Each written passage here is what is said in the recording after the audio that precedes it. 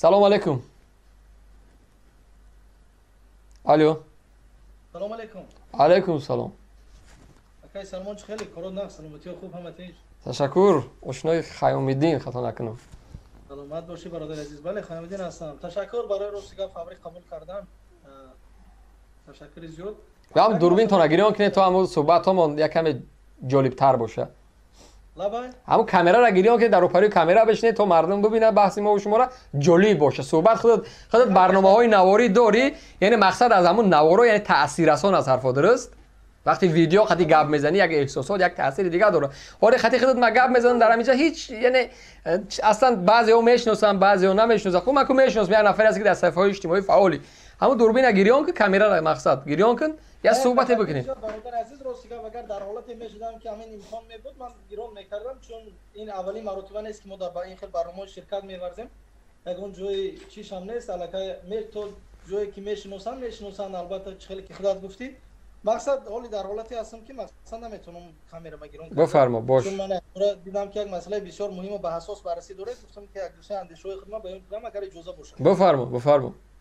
خب اولا بسیار یک سخن‌های بحث و یک احساسات گفتید که مثلا پرزیدنت قرقیزستان امروز به مؤتمر ملی اعلام کرده است از فقط همون 14 نفر.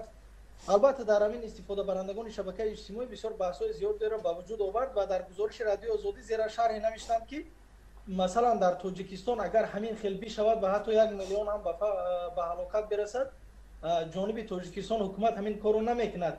من این رو همین گونه میپندارم که خدا که اول همین روز به سر ملت ما نبیارد و همون گذشتگان قرقیزستان ما اندوهگین هستیم از همون حادثه کشته. البته مرگ هر یک نفر در چنین حالت برای هر یک مؤمن باید اندوه باشد و اویدی اونه که حکومت تاجیکستان اویدی همین مسئله کدام چاره ها رو در دوام همین حکومت دوریش به انجام رسانیده است. من به شما میگم که البته تاجیکستان یعنی یک خیام‌الدین یک دقیقه گفتی که اگر تو 1 میلیون هم به هلاکت است نظر شما است که حکومت رحمانوف این کارو نمیکنه درست؟ نه یک شرحی که در رادیو آزادی همین گونه نوشتن من همون گفتم که یعنی همین گونه بحث‌ها در شبکه اجتماعی به وجود آمد و من همین گونه به اونها جواب دادم که مثال در همون زیر شرح حتی من خودم نوشتم که مثلا شما هیچ وقت به خاطر روز مؤتمر ملی اعلان کردن طلب مرگ 1 میلیون مهاجر هیچ وقت طلب نکنید. برعکس خدا گفت که ملت ما را از همین روزی که بد باشد نگاه بداره.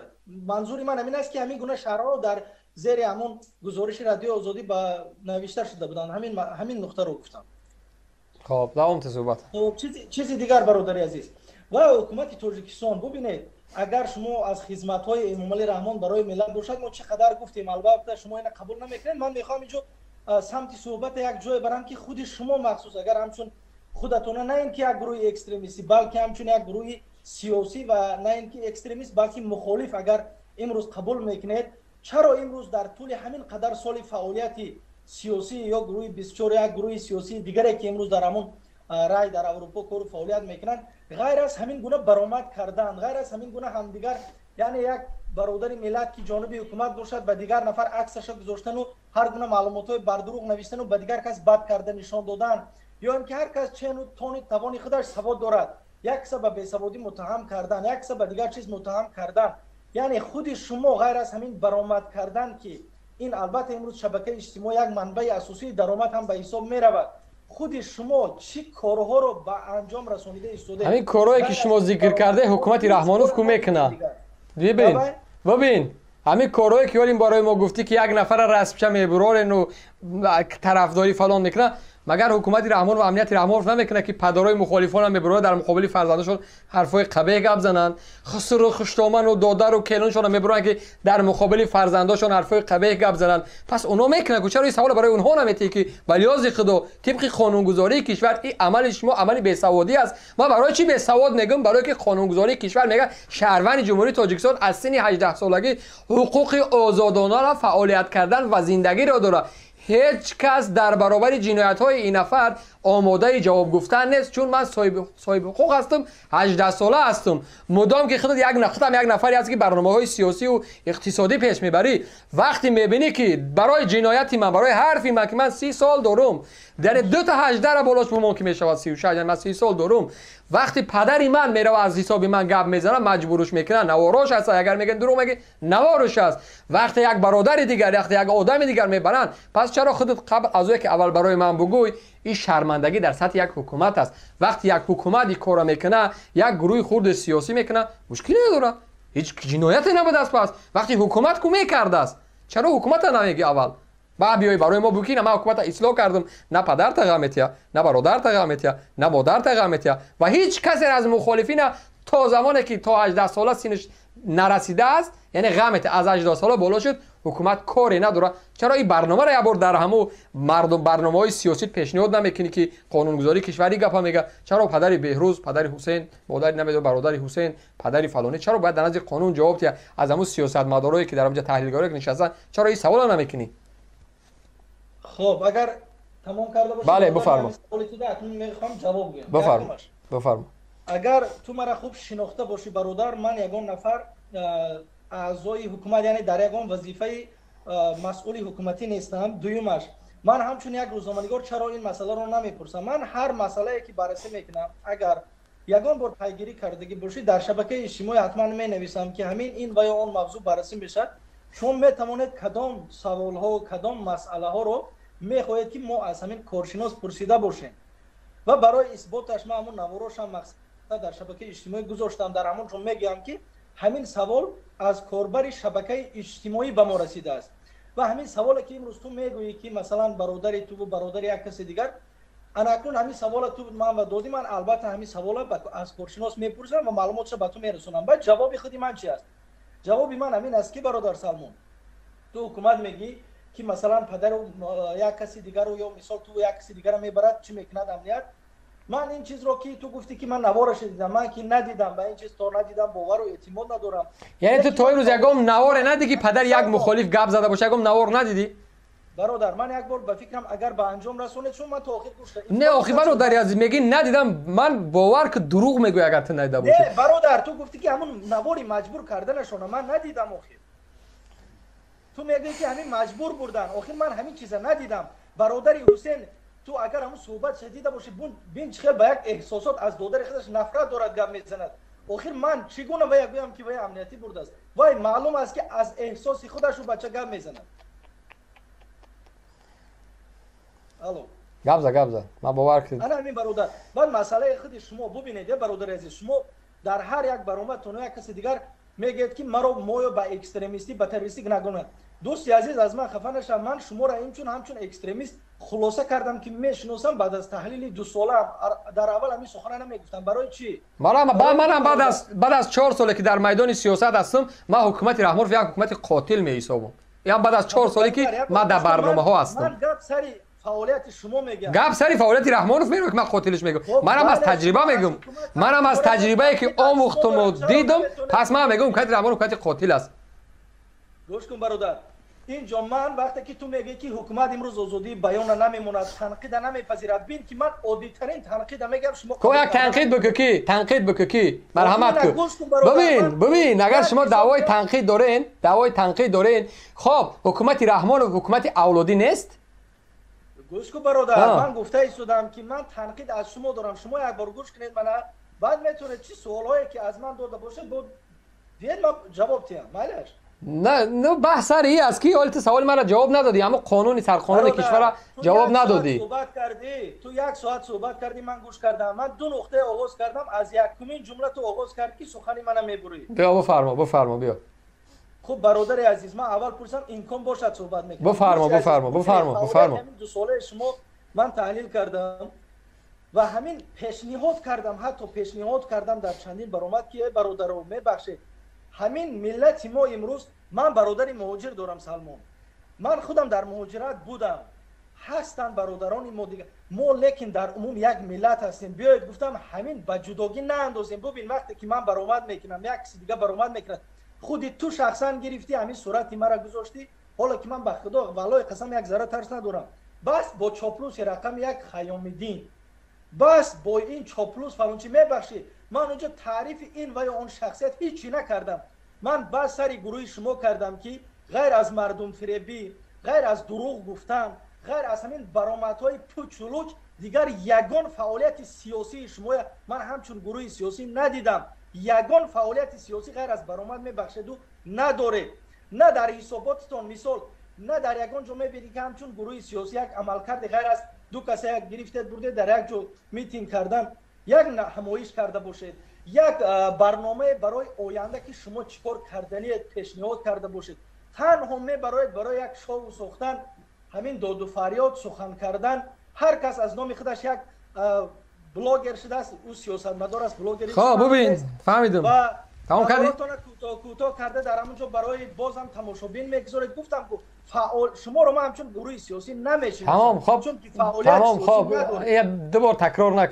دوبار تکرار نکن خودت همچون یک انسانی آزاداندیش و گفتی خودت در کشور آزادی بیان است درست بله البته کو یگام کمبودی رژیم رحمانوف بگو که در سطح سیاست چی کمبودی ها داره خب تشکر این روز ببین همین حکومت در یگان حکومت به نقصان نمیشه خب بگو تو بگو همون کمبودی ها را بگو نامبر که آخه برادر تو برداشتون همین سخن داده امکان داریم صحبت کنیم برنامه تو در اوی خالد تری یعنی برادر خیلی بازی نکنه برنامه ما اجازت دادم بگو این اجازت دادم برای من کد چند تا از کمبودی های رژیم رحمانوف بگو که رژیم رحمانوف در سیاستی نمیدونم اقتصادی سیاست دولتداری سیاست فرهنگی سیاست معارفش تیبش کمبودی داره از نظر من این کارا باید بکنه این کارا بگو همچی یک تحلیلگره که ما را تحلیل کرده بذات که یک گروه اکستریمیستی بود هستیم آیا تحلیل نکرده که رحمانوف چگونه نظام داره یعنی بله گوش کن اگر از کمبودی که امروز ما میگیم که اسلوشن مثال یکم بیا ساحه گپ زنیم در همین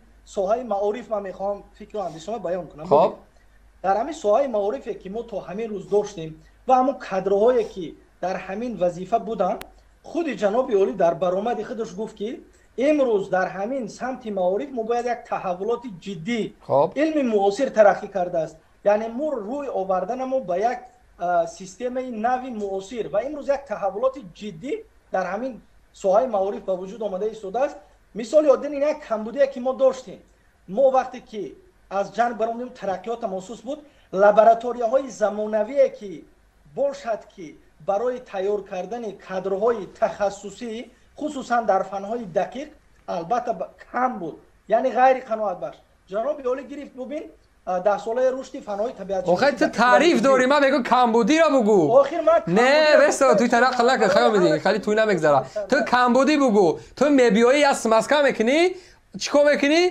او سمیره میگی جناب عالی سالی کرتای چکان اعلان کرد کمبودی رژیم رحمانوف بگو صرف کمبودی بیا نگفتم کرته چکان مثال میگم جشن اطلس جشن کدو جشن کارتوشکا از نظر خودت در همه حالتی که رحمانوف میگه که ذخیره 2 ساله کنه جواری مکه لوبیا کدو آیا همین مصرفایی که میکنه کوچ میوه را میبره در کوچه میپرته آیا همین از لحاظ عقل درسته همین چی خیلی میفهمیم مسئله را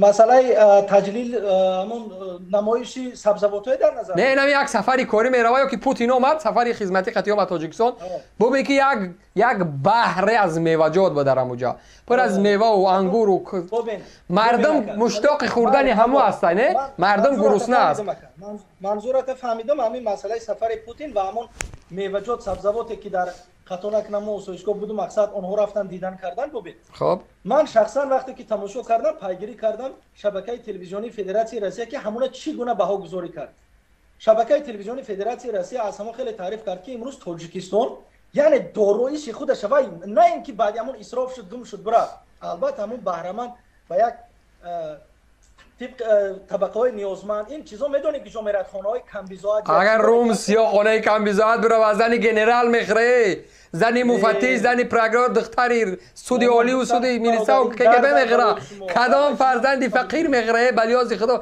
خیامدین در او رو یک جوان خدا باشم سوال دوم تو از همون کمبودی سیاست رحمانوف گپ زد خیلی رحمانوف خیلی دیگه معارف تیپ نه خیلی رحمانوف کمبودی چی است در سیاستش من در زمان حاضره که امروز امامعلی رحمان همچون سرور دولت است من لیدری سیاسی رو امروز چنین امامعلی رحمان نمیدونم در هیچ جا نیست خیر نه برای خودمون میگم که امروز ما باور کن یگانه در حالت همین حساسه که امروز جهان دارد باور کنین با یگان به خدا والله قسم سلمان نگو که به خاطر چی خدا زندم نه با یگان خوشامدگویی نه من خودم هم خیلی قبول کردم که ببین حالتایی که امروز در جهان است ما آن ابرویی که امروز این در سطح جهانی دارد آن تجربه ما امروز احتیاج کدام آبروئه برادر در دومای فدراسیون روسیه در پارلمان گفت که تاجیک برای آشغال تمیز کنی است موسر جمع کنی است گفت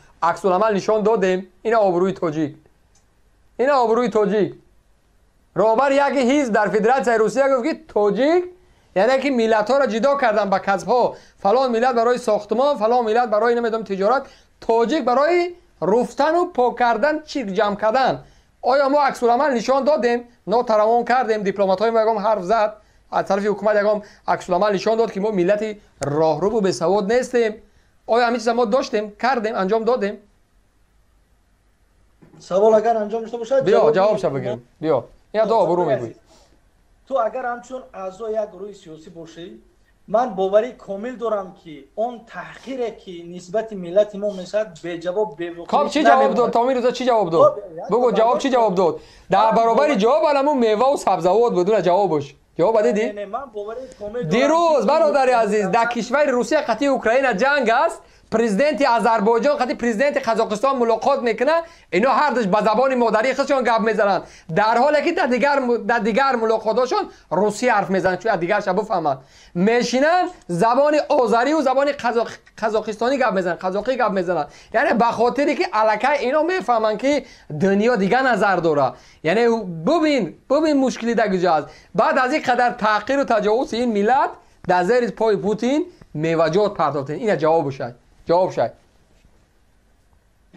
فهمیدی؟ گفتم که برادر سامان دردی شما همون گپی که من گفتم تنها برنامه نه تو اگر اون قدر میگی در تاجیکستان حقوق بیان هست آزادی هست تنش یک تحلیلگر از کمبودی بلیازی خدا نمیشه یک نفر ایدئال باشه نمیشه باور که نمیشه این گپ هر کسی میگه من میگم احمق هست که یک نفر بدون یگان پیامبر بود است نعوذ بالله هیچ کمبودی خدا است تو یه بچه همین بک صبور در صد رئیس ببین اون مردک تجارت خانه داره رئیس خدمات علاقه است مطابق قانونگذاری کشور کارگری دولت حق تجارت کردن نداره اون نفر خودش می وقتی دلیل عملی روزنامه‌نگار میگه تو اون خونه دادی من خونه میتونم من فلان میتونم یعنی همین خودش کمبودی رهبر کشور نیست که یک تعلق رئیس خدمات است اینا مثال همین کمبودی نیست تمام کردی ها گفتم که دوستی عزیز تو هیچ وای صحبت نداره که در این سوالای تو جواب بدیم من جواب نداره این سوال او گرده در کار کمبودی بگو برادر او برنامه تحلیلی و سیاسی چتپرتی تو نیست که او 4 تا بیچاره را بیاری فقط رحمان فبل نیست ای بچه ایجاد گرده نره میزنی در این منبر عدالت پیاده میشود در این منبر حقیقت پیاده میشود حقیقت اگر او خم حقیقت جویی او کسی بود است که تو اكن نمیدونم همه لوبای موضوع فکر بیان میکردید مرحمت که در انتخاب کسب یک نفر 30 سال شد رهبر است دخترش رئیس دستگاه عالی بچهش رئیس پارلمان دامادش تمام بانک ها در کنترلش دادی در روزا او دیگرش سفیر او دیگرش وزارت خارجه او دیگرش یک کار دیگه خسر بچه‌هاش خداش کلوناش همین اومده از یک کشور نظارت کردن مگر همین خودش یک حکومت اولادی نیست چرا رستم آموزگار نشد چرا دخترش نخوا این مادر این ملت دیگر رئیس دستگاه نزاید است که آزاده رحمان باید رئیس دستگاه باشه این ملت دیگر هیچ کسی نداره پس لایق و فردوسی و بدل و حافظ دروغ است پس همین فرهنگ همین ملت دروغ است که ملت دیگر یک کسی از رحمان بالا نداشته است مادر این ملت دیگر آزاده نزاید است رستم کشت ای دل گفتی همو که دل در کاره گفت زدن میفهمی کمبودی بگو کنی؟ تعریف میکنم ای مرده که خب کمبودی بگو یه برو تعریف میکنه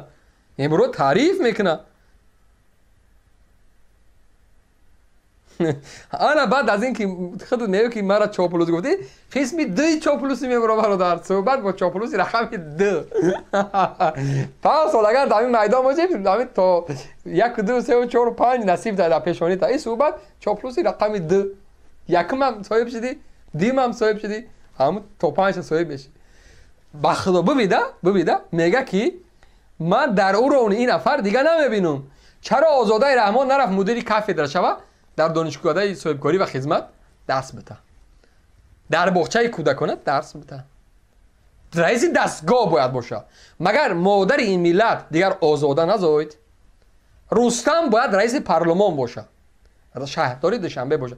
مگر مادر این ملت رستم نزاید، پس شاهنامه ما دروغ است، پس بیدل و حافظ از ما نیست، پس خیام و سینا و لایق و مومی قناعت و زیبونیسا و نمیدونم ده ها کسی دیگر پس از ما نیست. پس دروغ است که مادر این ملت دیگر لایق نزاید، قناعت نزاید، حافظ نزاید، بیدل نزاید، ترسونزاده نزاید، بابا جان غفور نزاید، دیگر و دیگر نزاید، لاهوتی نزاید. پس این ملت دروغ است این تاریخش. پس بگن دروغ است این تاریخ این ملت. یگانه کسی این ملت داشت همین رحمانوف و رستم و آزاده داشت. دیگر مادر این ملت یگانه بار دیگر رستم نمیزوید و آزاده نمیزوید. بچه چرا دیگر مادر این ملت حسن نداره که کمپانی‌های بزرگ تجارتی از دستش بگیره؟ نداره. دیگر فرزند این ملت دیگر حسن نیست. بک صبور بلیازی خدا افندی نصرالدین به مولا نصرالدین اونا. مگر مادر این ملت دیگر بک صبور نمیزوید که خدا دیگر هیچگاه بک صبور نزوید. مادر این ملت فرزندای بک صبور همش کارگر، دمادها بچهای اکای رحمانوف همش MVD و KGB و سود و پروکوران، همش از بچهای نوریدین، خاله بچه‌هاش، عمه بچه‌هاش همش سود و پروکوران. چرا مادر این ملت دیگر نمیزوید؟ این رو بی تحقیر ببین. بنام خدا قسم با میگه، به ذات پاک قسم میگه این ملت دیگر رحمانوف نداره. ای الله برای این ملت صبر بده که من پس بخلوص خودم زیر شک میرم ده. اونم به یک برنامه کتابخوان است دلیل روزنامه‌نگار پیش میبره، همون بهترین نمیدونم رژیسورها و بهترین نویسنده ها و کتابخونا رو میبرن، از تاریخ خیسه میکنن. من لذت میبرم، فخر میکنم که ماشاءالله این ملت اینقدر بزرگا داشته. وقتی در این سطح میبیان گپ میزنن این ملت دیگر رستم نداره، آزاده نداره، او دامادای دیگرش نامرد باشم زینده باشم نداره، او دیگر شمس الله و محیب الله و اسدالله و کرامت الله و خیرالله و با بک صبور دا برمیگرده. این ملت دیگر نداره فرزند. یه بچه پس دروغ است. پس همون نمیدونم کی بود اون اشتراک کننده های همون برنامه ها از شاهنامه رو همین قدر میخوندن که لذت میبرده. همه را بگه بلیاز خدا بگه دیگه نگین همین چیزا را. برین از کتاب رحمانوف گپ زنید، از کتاب آزاده گپ زنید، از او گپ زنید. پس دروغ از این تاریخ. پس این تاریخ دروغ بود. از دروغ برای ما دروغ میگین شما. از همین رودکی و فردوسی و حافظ و بیدل دروغ ما را فریب دارین. نسل بزرگ ما پس ما را فریب داره که ما همه قبیلت بزرگ بودیم. ویلو اگر که نه راست است پس چرا این ملت دیگه نزایده بود است؟ چرا دیگه نخود او رستم برای در گسی راغون کار بکنه؟ چرا کار نمیکنه؟ چرا یک کس دیگه نمیاد شهرداری دوشنبه شود؟ چرا؟ عجیب گپ میزنن یو. عجیب. هر یک دامادش بنامش بانک داره. فانات بانک، قور بانک، سینا بانک، تاجپوران بانک، محیب الله بانک، اسدالله بانک، آریان بانک، همه از عائله رحمانوف. دامادها مردک خوب، دامادها بانک‌های شخصی دارن. بانک بدونی چه سیستم از بانک داری، میدونی چه سیستم است، چقدر پول در داخل او چرخ میزنه. یک تجارتی بزرگ از داشتن بانک ها، میفهمی؟ یا گپ میزنن یا اشولا میخونن در گوش مردم. مردم فریب کرده، شیطانی کرده گشتیان.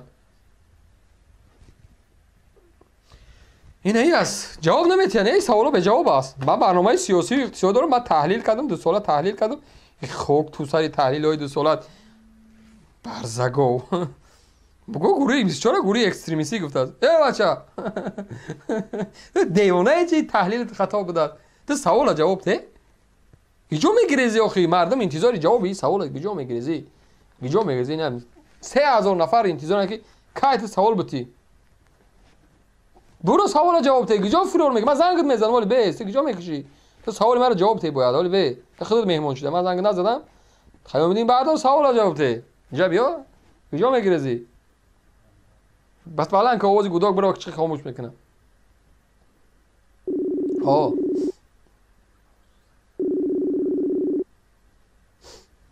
گیجا میگریزی سوال جواب نداده. تا کو عدالت خوی یا نفر روزنامه‌نگار بودستی. الو الو یه بار دکی خوب سوال جواب نداده گیجا میری مردم انتظار که سوال جواب تی. من جای نرفتم خاموشم کردید شما. من یگان اللهم صل علی محمد و علی سوال جواب تی. مگر مادر این ملت دیگر آزاده، رخشانه، رستم، تخمینه نمیزویه؟ نیست دیگه که فرزندی که رئیس دستگاه و رئیس شهردار باشه و بانک های تاجیکستان در دستشون باشه دیگر مادر این ملت که فرزند نداره در تاجیکستان که فرزند نیست و گفتی تو یک سوال از چهار ما فهمیدم این سوال نه اول جواب ده بعد سوال ته بیا بچه 8 منوت صحبت داریم بیا 20 minut صحبت میکنم برنامه خمه سوال جواب ته مادر این ملت دیگر رستم و تخمینه آزاده نداره گوش کن برنامه خودت تو اگر امکان همون احترامی که همون مهمان آورده است به برنامه جواب ته سوال اینا امکانیت نه احترام سوال جواب ته سوال جواب ته سوال جواب ته مادر این ملت یعنی تاجیک و تاجیکستانی دیگر رستم و آزاده و رخشانه و تخمینه و حسن و حسین دیگر ندارن این مادر این ملت از تاریخ قهرمانای چون سپیتامین تیمور پس چرا دیگه سپیتامین و تیمور ملک ما وظیفه‌دار نیستن و باید رئیس دستگاه آزاده شود چرا دیگه چرا رئیس دستگاه بهروز نشود خیام‌الدین نشود چرا این سیاستی که امروزی آدم داره تو علم داری تو برداشت هنر داری که گوش کنی ای رحمان و سیاست بونه میبره کدام سیاست آخر رحمان آخر مثل که شما اکنون اگر سیاست شما باشد پس او سیاست نیست آخر وای سیاست خیلی سوال جواب ته چرا دیگر اینا نگاه کن بس چرا دیگر بعد از رفتن عبیداللهیوف یک حسن یک نمیدونم قطب‌الدین اومد بقیدین اومد چرا باید که رستم بیاید چرا رستم اومد این نتیجه کار شدید من شاید اگر گفتی نمیسان نتیجه کار یعنی یک کس دیگه میومد نتیجه کار رو نمیکرد دیگه مادر ملت رستم نداره حتی این من نتیجهش نشون داد که بهترین چرا داری تو اصلا پیشرفت دوشنبه خیلی پس قبول داری که حکومت اویلوی است نفهمیدم قبول داری که حکومت اویلوی است البته اعضای حکومت تنها یک رئیس شهری دوشنبه و یک رهبری دستگاه نیست چندین وزیر رئیس کمیته امروز از تمام منطقه کشور امروز کار و فعالیت دارد ببین معاون رئیس شهر کی قبول میکنه نفهمیدم معاون رئیس شهر کی قبول میکنه ایجابه که قبول میکنن با معاون بدن مثال من شهردار دوشنبه ام خودت معاون شدنی همو قرار ایترا کی میبره من باید من رئیس شهر درست خب درسته که رئیس شهر باید قرار بره یا که نه معاون یکم باشد اگر از اون شهر دوشنبه معاون یکم از صبح روزگی پرزیدنت جمهوری تاجیکستان ختم میشه پس لختک دوجا چیکار میکنه رئیس که معاونش قبول کردن نتونه گفتی همه گپا میجوشی او رئیس اوقی ای بچه برای صلاحیت نداره قدرت نداره راهبرای ما لختکن ای بچه معاون در لبای کشور دنیا برای معاون راهبر قبول میکنه راهبر ای بچه شما پروسه سیاست ها نمیفهمین این سیاست دولتداری نیست معاون رئیس راهبر کشور قبول میکنه این گپ ببین گفتم که تو هیچ وقت نمیخوای گوش کنی تو والا فقط گپ میزنی چون کارتون نمینه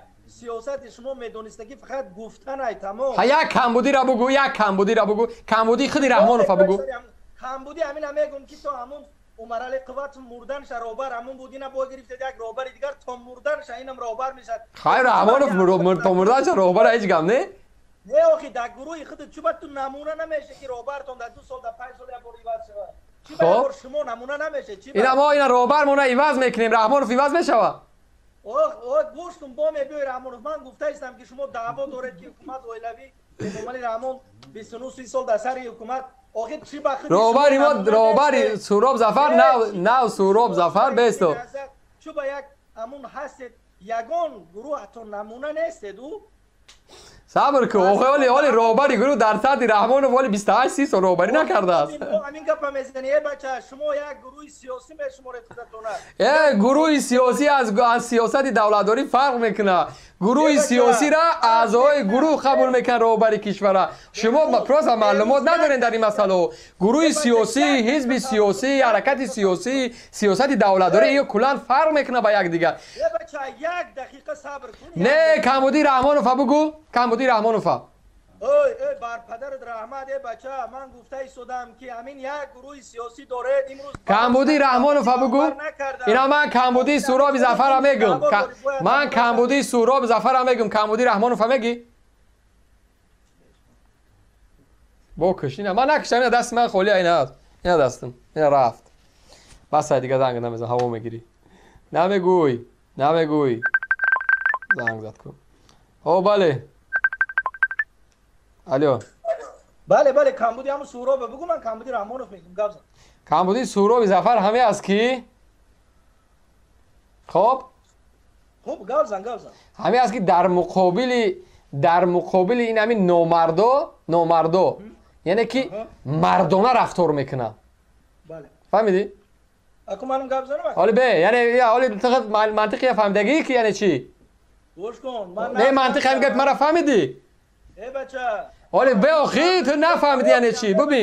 ببین منطق فهم اول مرا بگو فهمیدی بعد من میگم تمام. فهمیدی؟ گفتم که تو نه عقل داشته نه تمیز. آقا در نظر تو فهمیدی میگه من مطمئنم نفهمیدی یعنی چی؟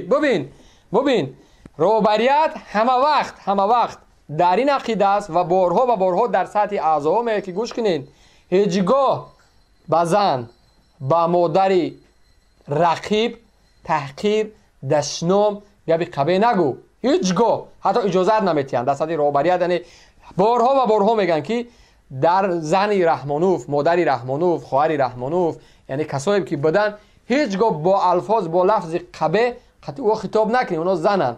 درست از آزاده رحمان رئیس دستگاه است من از مسئولیتش میگم همچون یک مادر همچون یک زن و خدا قسم من کاری ندارم چی میخوره چی میپوشه کجا میگرده کی خواب میکنه حلالش باشه من کارش ندارم. ولی ببین که در حالی که طرف نامرد است نه رقیب ما رحمانوف نامرد است زنهای مخالفین تحقیر میکنه نوار میکنه فشار شکنجه میتیه ولی برای ما میگن هیچگاه شما این عکس العمل نشون ندین هیچگاه اینا کمبودیش. فهمیدی؟ تمام کردی؟ بیا تو بگو کمبودی رحمانوف بگو. من بچه مکتبی گپای هم بیودت بسیار گوش مکن. یکم کمبودی رحمانوف که من همین کمبودی را کیا باز خودم احساس کردم که همین کمبودی در جناب اولی است. کمبودی که کرده که همین شما را چندین مرتبه عفو کرد باید نمیکرد. شما و اما هم مسلکان شما والله قسم هیچ وقت درد این ملت را نمیخرید. شما از همون نامردای این ملت بودید بدخواه ملت بودید همین گناه هستید میمونید. من گمان داشتم که اسلام میشد اکنون خلاصه کردم شما اسلام نمیشد دیگر. شما امروز جدای انداز ملت هستید. کمبودی رحمانوف همین است که شما چندین مرتبه عفو کرد. من همین گناه کمبودی میشمارم. تمام؟ بله. همین کمبودی های؟ بله. خیلی خوب. خیلی خلاص. سلامت باشی. برو بخیر. سلامت باشی. زنده باشی. اینا شاید بعضی ها نشناسنش کل بیم این بود است.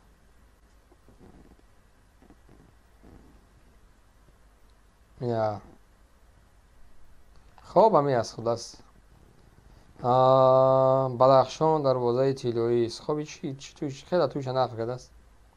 این همین برنامه داره حتی این همین چاپلوسکا رو میاره فقط تعریف از نمیدونم رحمانوف تو گرینی رحمانوف تو زوری رحمانوف تو پیشوای ملت هیچ جایی گپا تحقیر نیست. بچه من باز هم تمام بگیرش باز هم میگم در سطح روبروی ابوالقدرت یعنی ببین پوتین خب مکرون خب بایدن خب اردوغان خب شولز صدر اعظم آلمان خب مرکل قبلا خود مرکل خب اوکی هر کشور دنیا را که میبینین همشون مخالف سیاسی دارن و مخالفاشون از کمبودیاشون گپ میزنن یعنی کمبودی دارن در سطح رئیس جمهوری روسیه که دنیا را کنترل میکنه یک سیاستمدار یعنی که دنیا خب ابوالقدرت میشه قدر کمبودیاش میگن از ظالمی و دیگه چیزاش میگن. خب بایدن پرزیدنت امریکا را پرزیدنت کانادا را پرزیدنت ترکیه را که سیاست خیلی حرفه‌ای یعنی کمبودی دارن میگن درست